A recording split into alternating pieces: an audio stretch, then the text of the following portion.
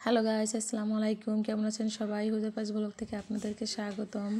আজকে আমি ঘরে থাকা কিছু সামান্য উপকরণ দিয়ে ফ্রাইড রাইস রেসিপি শেয়ার করব, খুবই হেলদি এবং টেস্টি।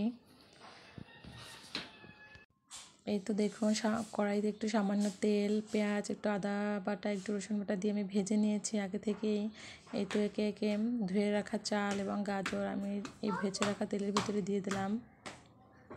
এরপর এটাকে খুব সুন্দরভাবে ভেজে নিতে হবে আমাদেরকে। এখন খুব সুন্দরভাবে নেড়ে চেড়ে এটাকে ভেজে নিব। যত এটাকে ভেজে নেব তত ভাতটা রাইসটা খুব ঝুরঝুরে হবে। এই তো দেখুন, আমাদের ভাজা এখন শেষ। এ পর্যায়ে আমি পরিমাণ মতো পানি দিয়ে দিব সেদ্ধ করার জন্য। সামান্য লবণ দিয়ে দিব, গরম মশলা দিয়ে দেব। এই তো কিছুক্ষণ পর দেখুন ফিরে এলাম, আমার ভাতটা রান্না করা শেষ।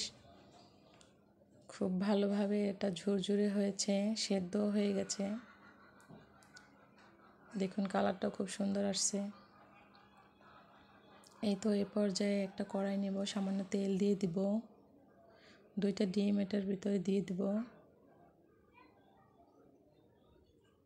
তারপর এটাকে নাড়তে হবে। তো দেখুন খুব সুন্দরভাবে এটাকে তেলের সাথে মিশিয়ে নিব। এ পর্যায়ে কিছু ধনেপাতা কুচি দিয়ে দিলাম। খুব সুন্দরভাবে এটাকে তেলের সাথে ভাজা ভাজা করে নিতে হবে। ডিমটা একটু লাল লাল হলে এটার একটা সুন্দর স্মেল আসে। এরপর স্বাদ মতো লবণ দিয়ে দিলাম।